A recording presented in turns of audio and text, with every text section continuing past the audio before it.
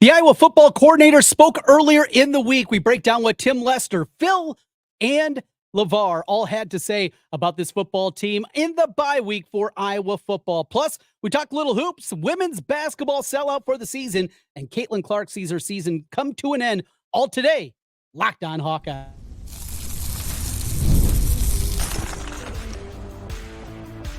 You are Locked On Hawkeyes, your daily podcast on the Iowa Hawkeyes. Part of the Locked On Podcast Network, your team every day.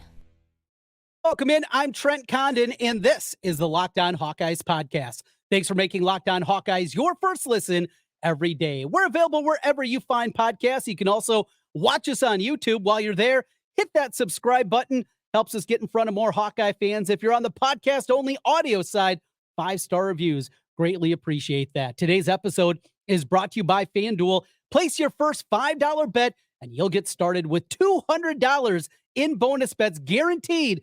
Visit FanDuel.com to get started. Well, a look back to earlier this week when we heard from the three coordinators for Iowa football. Tim Lester, the offensive coordinator, newly minted, and what he's done with this group, absolutely outstanding. Of course, longtime defensive coordinator Phil Parker and LeVar Woods running these special teams, and a couple of nuggets from each and every one of those conversations. A couple of things first, with the most important one, it is offensive coordinator. I mean, it's what dominates. It's definitely what we look at and talk about the most is the offensive side of the football, even as we've seen defensively, special teams-wise, Iowa played at an elite level. Offense generates clicks, it generates watches, it generates conversation. If you're at the bar or going to have a coffee or breakfast with your crew, whatever it is, that is where the conversation normally starts. And when you look at this offense this year, are there warts? Absolutely. But if you can't look at this offense and see the real change that has happened, the evolution of what they're doing running the football, and it's not just Caleb Johnson. It's not just taking this dynamic running back with an incredible skill set and unleashing him. That's not what it is. On the surface level, yeah, he's having a great season, but you see there is so much more to this, and it goes back to Tim Lester and the implementation of the Shanahan offense. Go back to a conversation we had during spring football, and when we were able to hear from Tim Lester and talking about what he was working to do, implementing the Shanahan offense, and hearing Kirk Ferentz say it was changes for him. He is old school. He is stodgy. And there has been some certain parameters of football that Kirk Ferentz wasn't going to be able to get past. And part of that is his zone blocking scheme. Well, that is part of what they're doing. That is still a piece of Iowa football, and it's a huge piece of the Shanahan offense. Now we're talking about the Kyle Shanahan offense, but go back to his dad and Mike Shanahan and those tenets of what the Denver Broncos were. And it didn't matter how many injuries they had at the running back position. They were going to be great up front. They were going to cut you. They were going to zone block you, and they were going to do it well. It has evolved. Kirk Ferentz, though, had not evolved. His system under a stooge son had not evolved. It was still this old school thinking, and because of that, we are left wondering exactly what they are, what they were going to be, and if there could be real change. It has happened. We've seen this change in the running game for the better. And an evolution of what they're trying to do has led to Iowa being one of the best rush offenses in college football, yet still looking to get the improvements we're looking for in the passing game. And I believe it will come. I believe we will get there. And Tim Lester believes the same. This guy has been a breath of fresh air. He has been completely different than what we've seen at the past at this position. Ken O'Keefe buttoned up, kind of boring. Greg Davis in over his head. Brian Ferentz goes without saying. You don't have to be a good person. You don't have to explain things well to the media and to the fans to be an offensive coordinator. That's not what a big piece of the resume is. But he does that. And his explanation of Cade McNamara being 11-13 with the way he charts plays, the quarterback, as a quarterback that played at a high level, as a quarterback that did a lot of great things. This is a quarterback and now a coach that knows the position, unlike what they had previously. And if he says he was 11-13, that some of the missed passes that you saw in that game were good plays, I'll take his word for it. I really will. I think everybody that has listened to me through the last 2 decades on the radio, that has watched me here on Locked On Hawkeyes for the last couple of years, I think every one of you know I'll call a spade a spade. And if a guy needs to be called out, they need to be. Tim Lester, I'm giving him the benefit of the doubt. I wouldn't do that with the previous guy because he didn't deserve it anymore. Tim Lester deserves that. And if that's what he says, I'm going to believe it because what I'm seeing is still potential. I understand. People want to see the deep shots and the noodle arm Cade McNamara comments that continue to filter in on social media, here on this page in the comments section. I get it. He doesn't have a strong arm. He's not going to be able to throw that 25-yard out route, the stop route, the big arm plays. He doesn't have that. But let's stop that he can't throw the ball 30 yards. Come on. Use a little bit of reasoning. Just go back to the first game of the year. You see him without even planting his foot. He threw it 41 yards in the air. The Hail Mary was a disaster against Iowa State. The Hail Mary was hideous. Yes, I get that. And I saw it with my own two eyes. I was right there with you. I saw it. It was bad. But to think that he can't throw the ball 40 yards, come on. Use a little bit of reasoning. He can. He's already done it this season. They need to take more shots. But the way that game played out, the way that it dictated, you didn't have to throw the ball. If you're going to win a game, and this is what Tim Lester said, the old Haydenism, scratch where it is, itches, that's what it was. Tim Lester also said they had some deep shots lined up in the game and some passing plays, and he was overruled. Now, I wonder about overruled. That was a part of the conversation when he brought that up. Was he being a little cagey, a little funny, a little goofy, or was it really Kirk saying, no, we're running the ball? That I would love to get a truthful answer on that, because if it is Kirk just overriding what Tim Lester's trying to do, that is a little bit concerning. That worked. Obviously, it worked in a 31-14 win against Minnesota. But if we get back into that conservative nature, the conservative nature that at times has bit Iowa in the butt in some of these games of the past, including this year against Iowa State, that's where concern starts to come back. All that aside, loved what we heard out of him. He believes that they're very close to even improving more. I can see it. Is it going to be a team that's going to chuck it around 40 times and throw for 250 yards a game? No, they don't have to. Not with this running game continuing to do this. And there's more elements. And the complexity of this offense, now with the bye week, there is still more to be unleashed. Will we see it against Ohio State? I think it's unlikely because that Buckeye team, it's not just about the offense with Ryan Day's outfit this year. They're a whole lot better on the defensive side. You saw that a year ago, and it's continued this year. A whole bunch of dudes took a whole bunch of money to come back for another season with the Buckeyes, and you're seeing that show up on both sides of the football. Is it unwinnable? We'll talk about that next week. We'll get to that at that point. It wasn't, though, just Tim Lester that was talking. We also got to hear from Phil Parker and from LeVar Woods. A couple of thoughts on that, plus a little basketball talk with you as we continue. This is Locked On Hawkeyes. Today's episode of Locked On Hawkeyes is brought to you by FanDuel. NFL fans, you can start the season with a big return on FanDuel. It's America's #1 sportsbook. So when you get a hunch in the middle of a game, you can check out the latest stats, view live play-by-play, and so much more on the same page where you place your bets. Having the information in front of you is oh so important when you're looking in. Is the box score telling us the truth of what you're seeing with your own two eyes? You can check all that out with FanDuel right on the page. If you want to make a live bet, it is there for you. You'll get started with $200 in bonus bets guaranteed when you place your first $5 bet. That's right, $200 in bonus bets with your first $5 bet. FanDuel.com is a place to go. You can take a look at the matchup coming up this evening. How about the Cowboys and the Giants Thursday night football? 5, the number is down to currently at FanDuel. Odds subject to change there, but you can see that thing is moving around. Maybe you like CeeDee Lamb. I like him in a little bounce back spot. That could be something you jump aboard, and you can do it also in game, in the middle of the game with those latest stats. Once again, $200 in bonus bets guaranteed when you place your first $5 bet with FanDuel. Just visit FanDuel.com for all the information. Trent Condon back with you once again on the Locked On Hawkeyes podcast. Thanks for making Locked On Hawkeyes your first listen every day. All right, let's continue our conversation on Iowa football and what we heard and from the coordinators. Let's go next to Phil Parker. We got salty Phil Parker. Maybe it's the shoulder surgery that he had.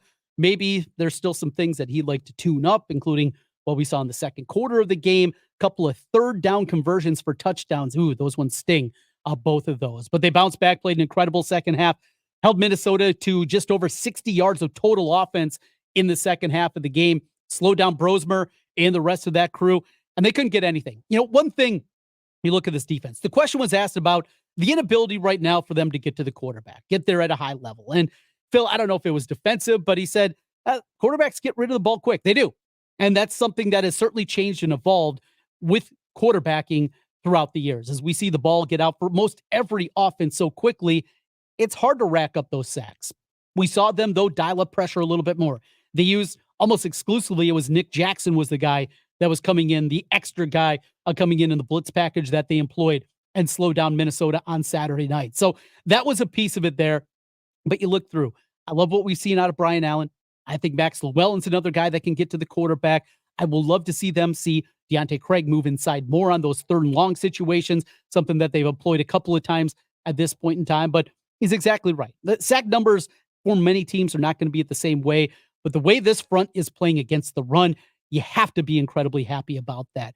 Deontay Craig has not got to the quarterback this year, yet he is playing as stout as he probably ever has in his Iowa career against the front. What you're getting in the middle with Aaron Graves and Y.A. Black playing that defensive tackle position, you're not going to rack up tackles. You're not going to have a whole lot of stats. But if you plug up the middle, it's going to allow everybody else to make those plays, and he's doing an incredibly commendable job at that. You just look at the rushing numbers this season. Iowa State wasn't able to run it. Minnesota wasn't able to run it. Two teams that, at least in past years, that's where they were built, and they weren't able to do it against this Iowa front. We know the linebackers are studs. He was also asked, Phil Parker was, about the big plays that they've given up.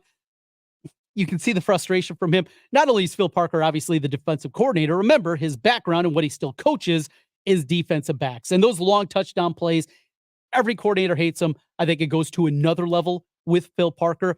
And you saw the frustration definitely that was there in that one. You get Phil Parker, you know what it's going to be. I think you're going to see them dial up more pressure. And also remember, we've seen this in the past. When Iowa has struggled to get to the quarterback, they have evolved and they have changed. The evolution of this team just in general, moving to a 4-2-5 and bringing in that cash position, what's that meant, and the improvements we've seen out of this defense. Another one where I think there's another layer for this team, and that's the excitement about this Iowa football team. We're 4 games in. I still think there's another level really for all of them to play. All 3 levels of this football team, I think, can improve. There's going to be improvement. We didn't see many of the deep shots. We didn't see kind of that leaky back end of things that we saw against Troy, of course, against Iowa State. Those were not there at the same level. Jamari Harris continues to play at an incredibly high level on the defensive side of the football. And then we wrap things up here in the football conversation with LeVar Woods. Maybe the most impactful part of the 3-part conversation with the coordinators is not what LeVar talked about with the punter spot and Dakin and what Drew Stevens is going into. And we'll get into that momentarily. But what he said when it was brought up and his opportunity to go on Home Football Friday nights and go watch his son Mason play. That's not the case in a lot of programs in the country. Kirk Ferentz's greatest strength as a football coach, I believe, is the building of culture, of football culture, of cultivating a group of guys from all kinds of different backgrounds, from all kinds of different areas, and getting them to buy in, to believe, and having a culture where guys are happy to come back, where guys are proud of where they come from. There's a lot of football programs out there, a lot of successful programs that don't have that same thing. And you talk to past players, you talk to people that have been part of this program, and they will tell you the same thing. Yes, there's been negatives, and it's not for everybody, as we know. But if you put in the time, you put in the work, and you do it the way that they want you to do it, you're going to see good things. But for LeVar to sit up there and get a little teary-eyed, knowing that he could be coaching a lot of different places, and it wouldn't be the case.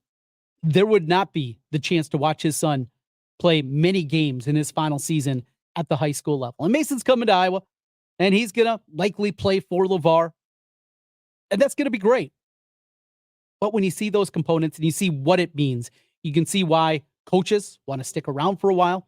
You see why positions in the Iowa football program are coveted, and it's because of Kirk Ferentz. It's because of the culture that he builds each and every time. Drew Stevens goes without saying. We've been singing his praises since the beginning of the year. It was something that I certainly wondered about in the offseason, what this was going to look like. How difficult was it going to be for him to bounce back after that disastrous end of the season? And it wasn't just the benching at Nebraska. That thing had started to leak oil a little bit in its own right for Drew Stevens as the season went on. Missed a couple of kicks. You could see the confidence wasn't there. And the confidence was something that LeVar talked about. And it kind of goes deeper than just football field. It goes into that sports psychology angle that you have. He had confidence, but it was almost like a false bravado. Now it's confidence because he truly believes. And that's a difficult thing to untap. Talent's never been an issue for Drew Stevens. The guy showed up, though he's not the biggest guy. He's had leg strength. He's had the ability. Ability was not the problem. It's getting to that next tier. And to bounce back after a benching, then to play 2 final games, and all you get to do is kick off. I mean, he was kicking balls out of bounds. I mean, you just think of how you have to be mentally in a comeback, and he has been brilliant at the kicker spot. And they haven't needed him at the same level because the past offense didn't know what they were doing in the red zone, and now suddenly with Brendan Sullivan in there, wow, look at what a confident. You can score touchdowns inside the red zone. It's not illegal. Yeah, it's true. We're learning that as Iowa football fans this season. And then Reese Dakin. And look, it wasn't taking shots. It was just reality. The first 3 games of the year, Reese Dakin was bad for the standard that had been built by Tory Taylor. And is it unfair? Yes. But it was truthful.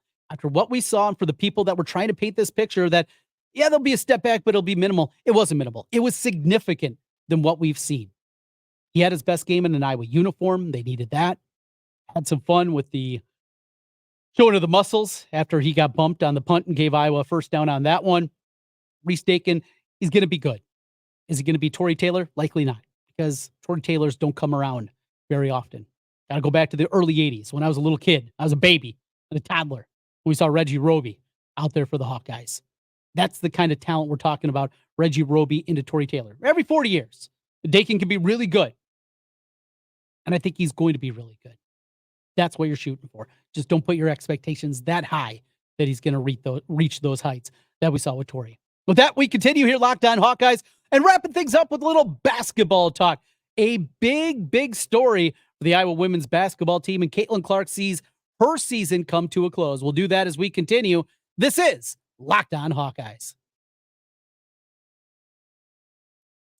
Today's episode of the Locked On Hawkeyes podcast is brought to you by Prize Picks.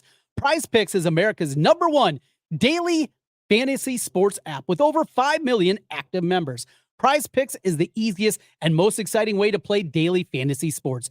All you do is pick more or less on a 2 to 6 player stat projection, and you can watch the winnings roll in. Prize Picks puts their members first, so all withdrawals are fast, secure, and safe. When my picks hit, I love the ability to get my money back in as fast as 15 minutes. And Prize Picks invented the flex play. It means you still cash out if your lineup isn't perfect. You can double your money even if one of your picks doesn't hit with Prize Picks. Prize Picks now available in the state of Iowa. That's right, Hawkeye fans. If you're here in the great state of Iowa, they are now available with Prize Picks, something that has changed from some past years. And you're taking a look at stat projections for games coming up in the NFL this week, a whole lot more. It is so much fun to play. So what I want you to do right now, download the Prize Picks app and use the code LOCKEDONCollege. That's LOCKEDONCollege. You're going to get $50 instantly when you play $5. That's code LOCKEDONCollege on Prize Picks to get $50 instantly when you play $5. You don't even need to win to receive that $50 bonus. It's guaranteed at Prize Picks. Prize Picks, run your game. Trent Condon back with you one final time on the Locked On Hawkeyes podcast. Thanks for making Locked On Hawkeyes your first listen every day. All right, wrapping things up here with a little basketball talk. Caitlin Clark, her season comes to a close last night. Look, they got out and ran early, pushed that Connecticut team that is just so good defensively. I knew Caitlin would bounce back. She certainly did. Was able to hit some shots, score at a high level, scored 25 points in the game. But you think what she's just gone through. This thing started just a couple of weeks past where we are right now. It was basically 11 and a half months of Caitlin Clark being part of our basketball life. It started with the crossover at Kinnick. And the basketball game played at Kinnick Stadium in front of over 55,000. Took my daughter to it. It was a great experience, just absolutely incredible to see what women's basketball has grown into, because I followed the Iowa women's basketball program for a very long time. One of my roommates at Iowa, his wife, part of the staff for a number of years, got to follow it, watch it, enjoyed it for a really long time. But I know attendance wasn't there. The fan base wasn't at the same level. And though the people that obviously followed the program loved it, they didn't see what it is. Megan Gustafson built the basement. Caitlin Clark finished the whole house. And to see what this is morphing into, and we go from Caitlin and her 81-game season that started at Kinnick Stadium and ended last night, it's absolutely incredible. It really is. And disappointing. There's been a lot of negativity and some bad apples that have ruined what it's been an incredible narrative, but she's brought the WNBA to a place where most people didn't think it would ever get, and yet here it is. This was a niche sport that was propped up by 25 years by the NBA. And without the ownership's backing and their financial commitment, this league would have died years ago. But here it is. They were waiting for their savior, and they found it in the 22 ponytail. She is there. The Final Four that is set up this week with the both semifinal series are amazing. Those are the four best teams in this league. It's going to be great. If you're a fan of this league and become a fan, as I was last night, after the Fever finished up, I was flipping between the Padres and Dodgers game and also watching the Mercury and the Lynx. That's what Caitlin Clark has done for me, and I know I'm not alone. I can't wait to see what she's going to be next season. Knowing what it takes physically to succeed at this league, having some time away, the time to get bigger, stronger, continue to hone her craft, work on some of the elements that need working on, a team that possibly can be improved. It's going to be a fun season, and it's going to be fun to watch her out there.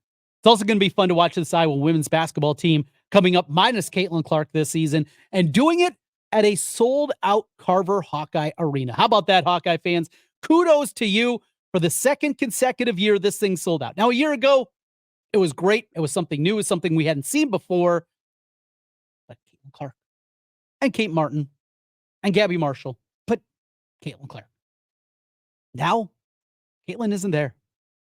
And to still be able to do that is a testament to what women's basketball has become. I knew when Juju Watkins comes in with USC, yeah, that thing was going to sell out. But to do this even before the season begins, it's awe-inspiring. It really is. And this Hawkeye fan base, we know how incredible you guys are out there. We know how great it is to be a Hawkeye. Oh boy, that one came as a surprise to me and absolutely love it. The environment, this team's going to be fun to watch. They're not going to be what they've been the last couple of years, but certainly a tournament team. I think even higher than that. Lucy Olson's going to be fun to watch, a different kind of point guard at that position. Some of the young players continuing to step up.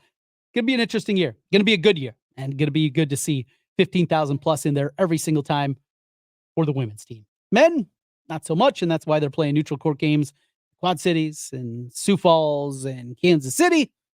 That's a conversation for tomorrow. We'll talk a little men's basketball tomorrow because I love this men's basketball team. I think they're going to be good, really good, at least where maybe expectations are. We'll talk about that. A little more football and a whole lot more on a Football Friday here on the bye week for Iowa. Thanks for making Locked On Hawkeyes your first listen every day. For your second listen, find Locked On College Football. From NIL deals to the never-ending conference realignment rumors, Spencer McLaughlin gets you ready for an exciting season on the gridiron. Find Locked On College Football on YouTube and wherever you listen to podcasts. We'll talk to you again tomorrow. Thanks for being with us. Until then, go Hawks.